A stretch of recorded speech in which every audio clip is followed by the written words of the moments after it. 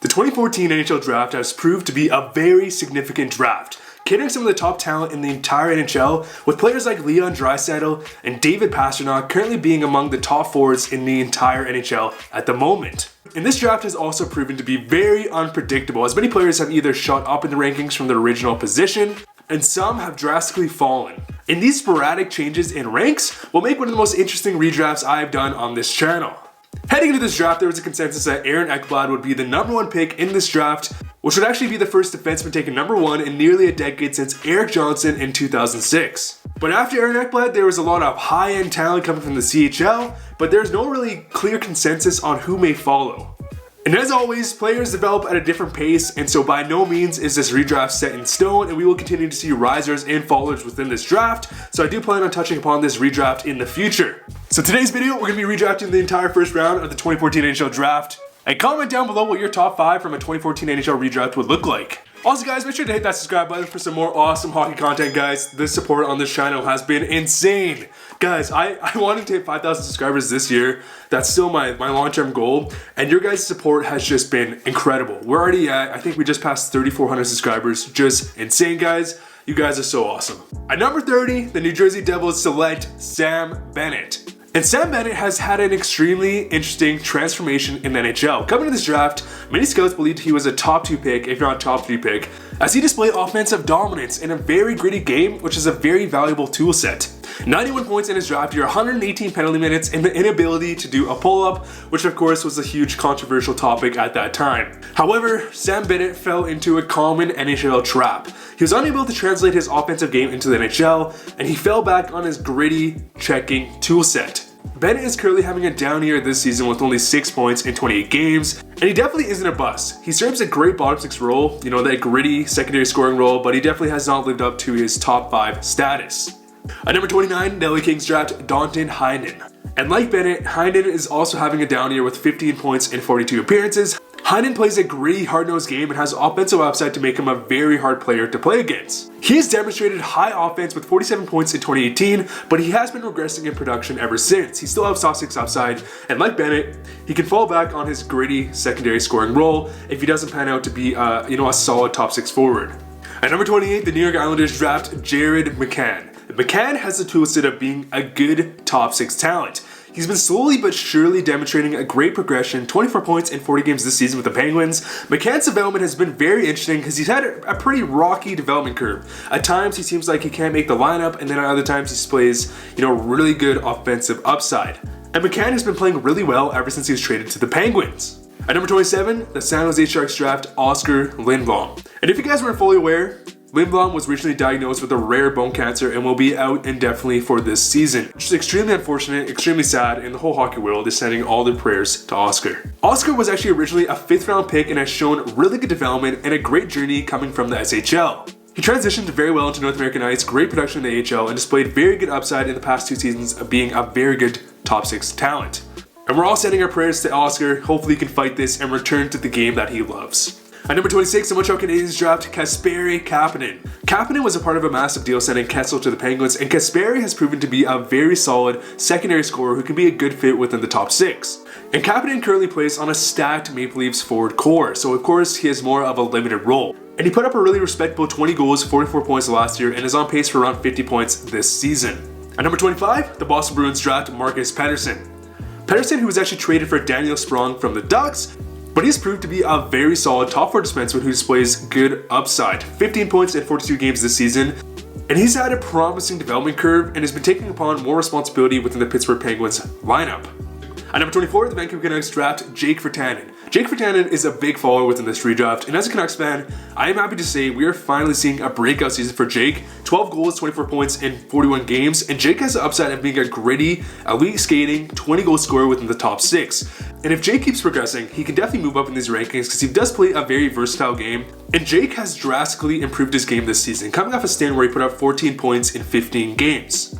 At number 23, the Colorado Avalanche draft Robby Fabbri. And Fabbri has a very interesting story. He was seemingly developing into a high-end top 6 forward, but suffered a very serious, nearly career-ending knee injury. He He came back into the Blues lineup after nearly missing 2 seasons from recovery and just wasn't really the same player. However, after being traded to the Wings this season, Fabry is experiencing a drastic lift to his game, 18 points in 26 games, and if he can return to his form that he was displaying early on in his career, he can be ranked much higher within these rankings. At number 22, the Penguins draft Nick Ritchie. Ritchie is a punishing power forward winger who can really just lay the body. And in today's game, that is becoming a very valuable trait, especially if he can produce, and Ritchie is a massive hitter who can produce, 30-40 point seasons. At number 21, the St. Louis Blues draft Travis Sanheim. Sanheim has been developing into a really well-rounded two-way defenseman who has good offensive upside. He's been taking on a bigger role on the Flyers blue line, a bit of a down year this season, but 35 points last year, and he's been developing a very good defensive tool set. At number 20, we have the Blackhawks drafting Christian Dvorak. Dvorak is a very skilled centerman who's been developing really well in the NHL, and he's showing all signs of being a very good top 6 talent. And he's been meshing really well with Taylor Hall since his arrival in Arizona, and he's put up 25 points in 44 games this season. At number 19, we have the Tampa Bay Lightning drafting Kevin Fiala. Fiala is a highly skilled goal-scoring winger who is a part of a very interesting trade last year sending Granlund to the Wild. And Fiala has been proving to be a very solid pickup as he has the tool set to be a high-end winger. 25 points in 38 games this year on a Wild team who has been surpassing all expectations. At number 18, we have the Minnesota Wild drafting Devin Taves. Taves has been developing into a versatile top 4 defenseman who has a very impressive linear development. Great player in the NCAA, produced in the AHL, and has been an important piece on this Islanders defensive system. At number 17, the Philadelphia Flyers draft Kevin LeBlanc.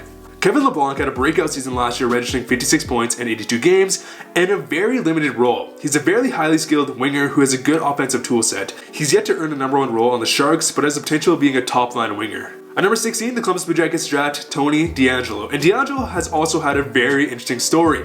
He's a player in his draft who is actually flagged for having attitude issues, but was an offensively dominant defenseman in the OHL, an astounding 71 points in 51 games in his draft year, but was passed up because of personal issues until the later part of the first round. In his first 2 seasons, he has translated a very effective offensive game into the NHL, putting up 29 points in 41 games this season. His defensive game still needs work, which is why he's not higher on this list, but his offense has definitely shown through.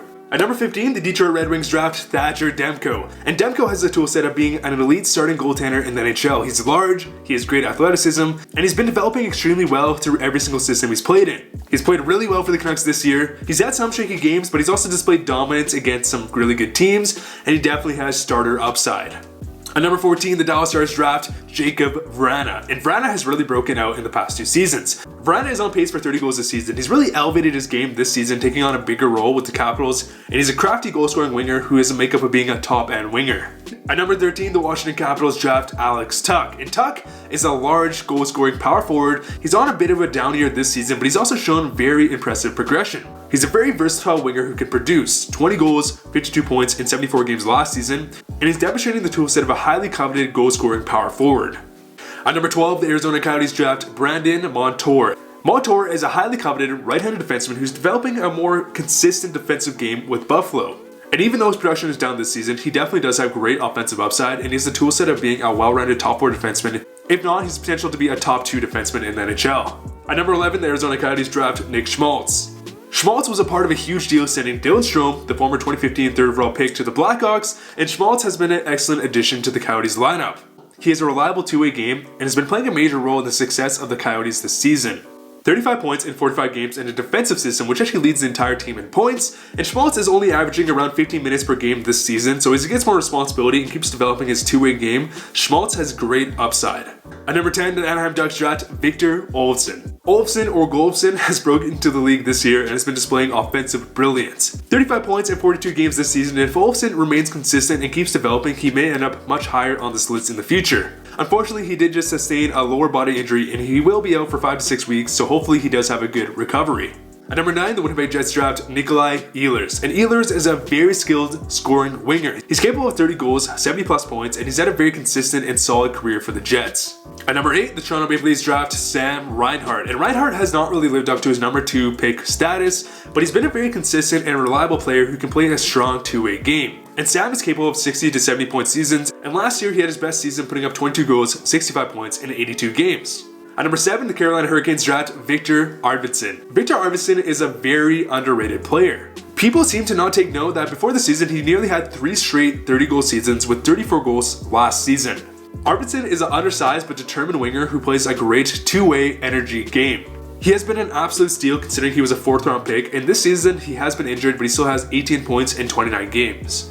At number 6, the Vancouver Canucks draft William Nylander. Nylander has been a very controversial figure in the NHL in the past year because he decided to miss nearly 30 games because of a contract negotiation. But Nylander this season has been proving a lot of critics wrong as he's on pace for his best season yet. 38 points in 44 games this season, and Nylander is a highly skilled winger who can put up goals and has great playmaking ability. At number 5, the New York Islanders draft Dylan Larkin, and Larkin has been developing into an all-star centerman. 32 goals, 73 points last season, and Larkin has been displaying the traits of an elite two-way centerman who also has a very high offensive ceiling. However, the Red Wings are in the midst of a massive rebuild this season, and they're really just going through it. And if they do end up drafting someone like Alexis Lafreniere to play with Larkin, that would just be insane.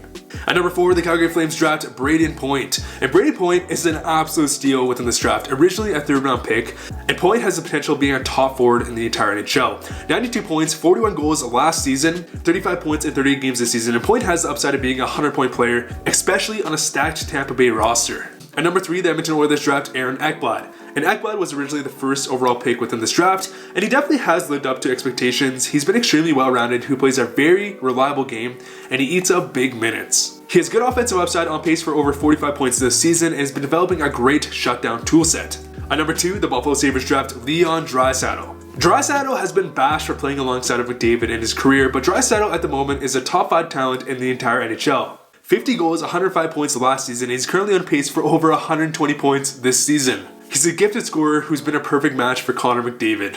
Finally, with the number 1 pick in the 2014 NHL draft, the Buffalo Sabres draft David Pastrnak. And honestly, you can definitely make the argument that Pastrnak or Draisatl are pretty interchangeable. Personally, I do have Pastrnak at number 1. Before Pastrnak got injured last season, he was on pace for over 100 points, and this season he has continued to dominate with 31 goals in 43 games. And he leads the entire NHL in goals at the moment, even on a Boston Bruins team that has been on a terrible losing spout.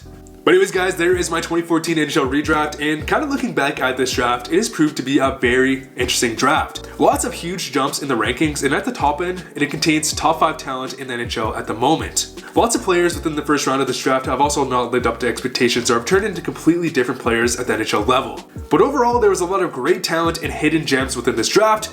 Anyways guys, thank you guys so much for watching. Your support has been insane. Make sure to hit that subscribe button if you're not subscribed already. But anyways guys, see you guys later.